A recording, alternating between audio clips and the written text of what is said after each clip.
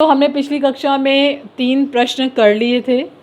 आगे प्रश्न देखिए, लाहौर अभी तक उनका वतन है और दिल्ली मेरा, या मेरा वतन ढाका जैसे उद्गार किस सामाजिक यथार्थ की ओर संकेत करते हैं। लाहौर अभी तक उनका वतन है और दिल्ली मेरा, मेरा वतन ढाका है। ये जो अलग अलग संबोधन हैं, ये अलग अलग कस्टम ऑफिसर ने बोले थे। पहला अमृतसर वाले ने बोला था, दूसरा सुनील दास जो कि ढाका से आए थे। ये बताती हैं स्थितियाँ, ये उक्तियाँ, यह स्पष्ट करने का प्रयास किया गया है इनके माध्यम से कि देश या मानचित्र पर लकीरें खींच देने भर से देश को बांटा तो जा सकता है, लेकिन सामाजिक यथार्थ यही है कि लोगों की भावनाओं को नहीं बांटा जा सकता। लोगों को की जो इमोशंस हैं, जो उनकी जुड़ी हुई भाव हैं अपने क्षेत्र से, अपने लोगों से, उन्हें अलग करना संभव नहीं है। वो यही कहते हैं कि भले ही हम आजीविका के कारण अपने देश से जुदा हो गए और दूसरे वतन में आ गए, लेकिन आज भी हम उसे ही अपना देश मानते हैं। जैसे अमृतसर का जो कस्टम ऑफिसर दिल्ली को अपना वतन मानता है और दिल्ली में बैठा कस्टम ऑफिसर ढाका को अपना वतन मानता है, लखनऊ में बैठी सिख बेबी लाहौर को अपना वतन मानती हैं। तो इस सामाजिक यथार्थ को यही बताया गया है कि किस तरह से चाहे कितनी ही बंदिशें लगा दी जाएं, लेकिन मन के भावों पर किसी का कोई भी बस नहीं चलता। ठीक है बच्चे, अगला प्रश्न देखिए, नमक ले जाने के बारे में सफ़िया के मन में उठे द्वंद्वों के आधार पर उनकी चारित्रिक विशेषताओं को स्पष्ट कीजिए। जब सफ़िया नमक ले जा रही थी उस समय की बताया गया है, उस समय जो उनकी चरित्र की विशेषताएं आ रही थी वो बतानी थी। सबसे पहले आप लिखेंगे ज़िद्दी स्वभाव, कि अगर उसने ठाना है कि उसे नमक लेके जाना है तो वो उसे लेके जाएगी कैसे भी, उसके लिए कितने भी परेशानियों से उसे क्यों ना गुजरना पड़े, लेकिन वह नमक ज़रूर लेके जाना। और वफादारी, उसने वादा किया था अपनी माँ से कि वो नमक लेकर जाएगी। भावुक प्रवृत्ति, वो एक अनजान स्त्री के लिए सोचिए कितना बड़ा खतरा मोल ले रही थी। उस स्त्री को उसने अपना माँ की छाप उसमें देखी थी, इस कारण वह उनकी इच्छा का सम्मान करना चाहती थी। वो एक भावुक हृदय थी, एक ज़िद्दी स्वभाव की थी। उसमें कह सकते हैं साहसी थी। साहसी इसलिए हम कहेंगे जब वह नमक की पुड़िया से लगता है कि प्रेम की सौगात को छिपा कर नहीं लेके जाना, वो सबको दिखा के ले जाएगी, तब वो उसे निकालती है और कस्टम ऑफिसर के सामने जब वो रख देती है। ठीक है, इस तरह से उसके मन के विभिन्न भाव हमारे सामने आते हैं। अगला प्रश्न देखिए, मानचित्र पर एक लकीर खींच देने भर से ज़मीन और जनता नहीं बट जाती। उचित तर्कों व उदाहरणों के द्वारा इसे स्पष्ट कीजिए। मैंने पहले ही कहा कि भले ही कितने बंटवारे कर दिए जाएं, कितनी लकीरें खींच दी जाएं, कितने ही लोगों को दीवारें, घरों के अंदर दीवारें खड़ी कर दी जाएं, लेकिन भावनाओं को नहीं बांटा जा सकता।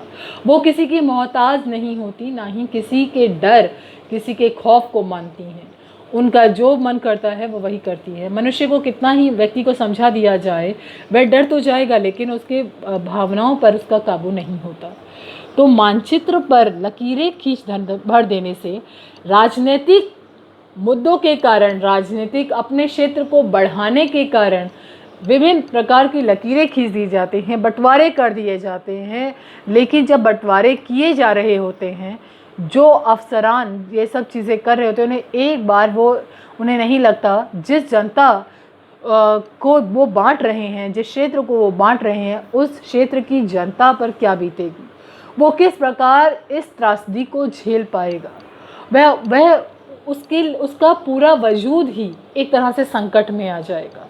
वजूद इसलिए क्योंकि कहाँ वो पैदा हुआ, कहाँ उसका बचपन बीता, और आखिरकार उसे किस नए देश में से जाना पड़ रहा है। और देश अगर नया भी नहीं है तो जब लकीरें खींच दी जाती हैं तो उन लकीरों को पार करना बहुत मुश्किल होता है।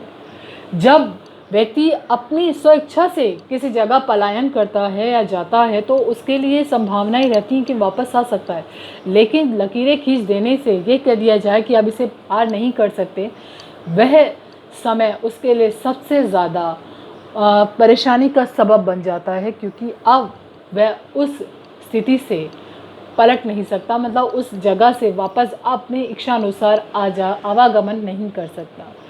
ठीक है, तो वही चीज़ यहाँ बताएगी। जैसे घरों में अगर परिवार के बड़े बुजुर्गों या फिर कह सकते हैं भाइयों के बीच जब लड़ाइयाँ होती हैं या नाराज़गी होती है तो बंटवारा कर दिया जाता है, घर के बीचों बीच दीवार खड़ी कर दी जाती है, लेकिन वो ये नहीं सोचते कि घर के अन्य परिवार के अन्य सदस्यों पर क्या बीतेगी, वो किस प्रकार इस त्रासदी को झेलेंगे। जो आपस में मिलजुल कर खेलते थे, जो बच्चे, जो स्त्रियाँ आपस में बात करती थी, अपने दुख दर्द बांटती थी, अब वो इस दीवार के कारण उनके बीच उन्हें मतलब बंदिश पैदा कर दी गई है कि वो अपनी स्वतंत्रता से कहीं नहीं आ जा सकती, ना किसी से बात कर सकते। तो ये एक बहुत बड़ा सवाल है, ये बहुत बड़ी समस्या को दिखाया गया है कि जनता नहीं बढ़ती, ना उसकी भावनाएं बढ़ती हैं।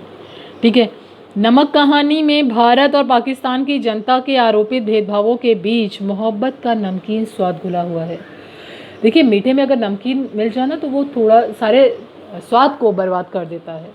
तो भारत और पाकिस्तान की जो स्थिति है, बंटवारा हुआ था, एक ही देश में रहने वाले लोग किस तरह से सिर्फ अपनी सत्ता लुप्सा के कारण कि हमें भी प्रधानमंत्री बनना है या हम भी देश को चलाना चाहते हैं या हम भी देश के सर्वे सर्वा बनना चाहते हैं, इस कारण इन कह सकते हैं अपनी महत्वाकांक्षा के कारण देश को बांट दिया गया।